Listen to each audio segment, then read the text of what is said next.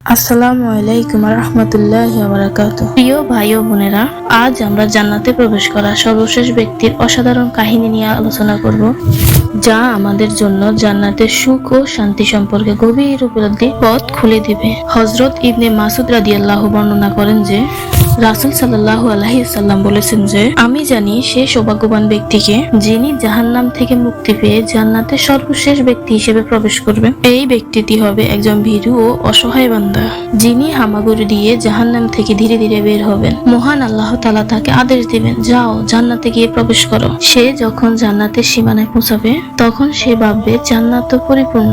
তখন সেই ব্যক্তিটি হতাশ হয়ে ফিরে এসে বলবে, হে আমার রব, জান্নাত তো পরিপূর্ণ। অতঃপর আল্লাহ তাআলা বলবেন, যাও জান্নাতে প্রবেশ করো। তখন লোকটি আবারও জান্নাতের দরজার পাশে গিয়ে দাঁড়িয়ে দেখলো জান্নাত তো ভরে গেছে। তখন সে আবার ফিরে এসে বলল, হে আমার রব, জান্নাত তো ভরে গেছে।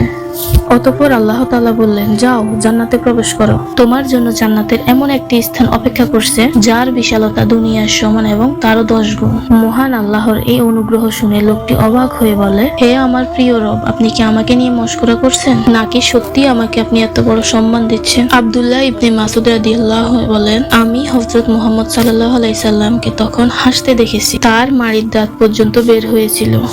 তিনি বললেন, এ হচ্ছে মর্যাদার বিবেচনায় সবচেয়ে নিম্ন জান্নাত। ভাই ও বোনেরা, জান্নাত কেমন? জান্নাত হচ্ছে এমন একটি স্থান যেখানে সুখ ও শান্তি চিরন্তন। জান্নাতে প্রবেশকারী বান্দাদের জন্য আল্লাহ তাআলা এমন কিছু নিয়ামত রেখেছেন যা মানুষের কল্পনার অতীত।